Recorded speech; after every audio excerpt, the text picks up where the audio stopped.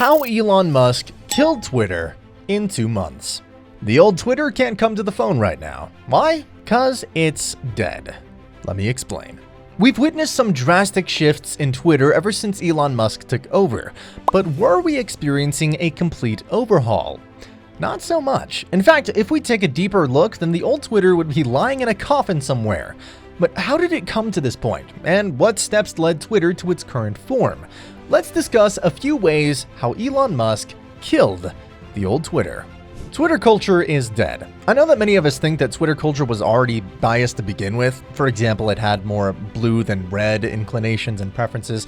It supported some viewpoints more than others, and in some countries, it was subjected to government instructions and propaganda. But what could be a solution to such a situation? Shouldn't they have established a team to remove any biases in the algorithm? Yes, there was even racist bias in Twitter algorithms. For one example, it showed more white faces than colored in its image crop feature.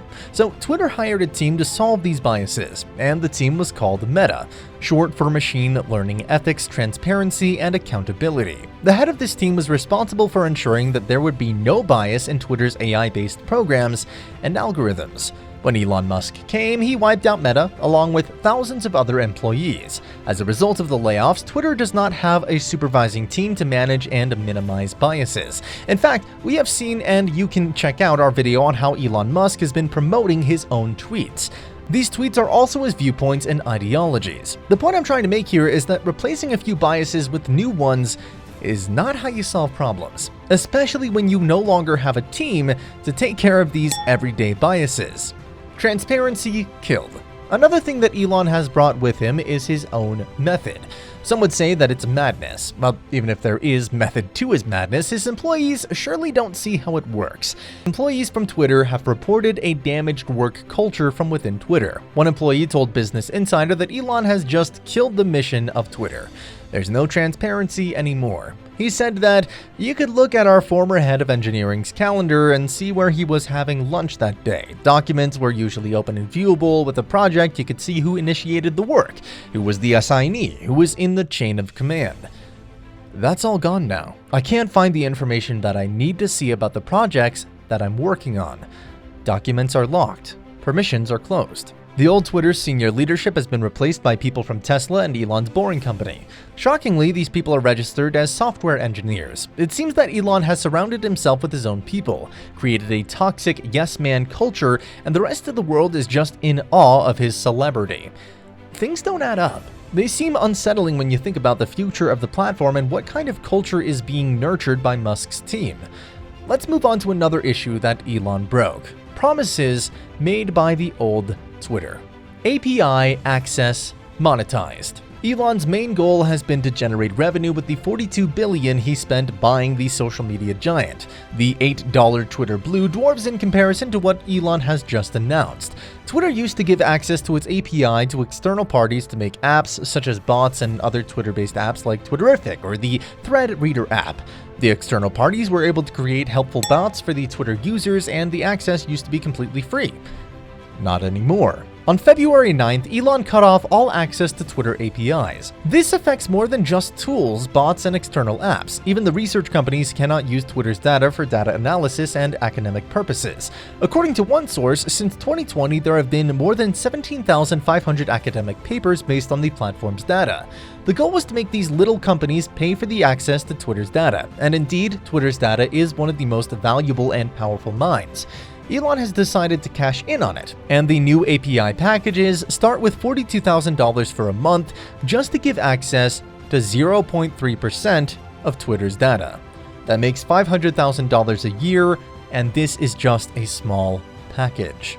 The new API v2 is the primary API of Twitter, and it's hella expensive. Researchers cannot afford this cost. Surely goes against Elon's promises of a healthy Twitter for all. Twitter keeps crashing. How do we know the old Twitter is 6 feet under? Because the new one just keeps on crashing. One day the spaces are not working, another the APIs, and some days the timelines stop refreshing. All these shutdowns have become so common now.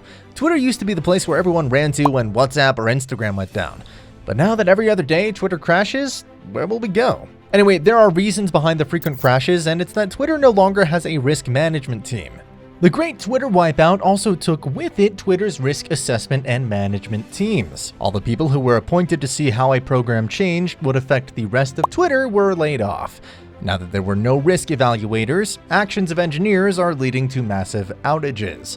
Just since January 23rd, there have been 6 major outages. A Twitter employee states, "This type of outage has become so frequent, I think we're all numb to it." For example, on February 16th, one mistake by an engineer, Leah Culver, broke down Twitter. She admitted it in her tweet saying, "Well, just accidentally took Twitter down." She was laid off a couple weeks later. You may say that it was her fault, but on a platform as big as Twitter, shouldn't there have been evaluations for unintended consequences? It's obviously easy to blame one thing or the other once things go down, but in all businesses, risk evaluators are valued. Under Elon Musk's watch, they were all sent home. Now there's little breaks every time a new policy change occurs. When the APIs were shut down, Twitter had another little breakdown. Thankfully, it eventually got fixed. I see the Twitter changes as a part of a broader evolution of a social media platform. It's all natural. One cannot expect the same team to run things forever, anywhere. But what matters is that old Twitter or new, there should always be efforts to minimize biases and prejudice in algorithms.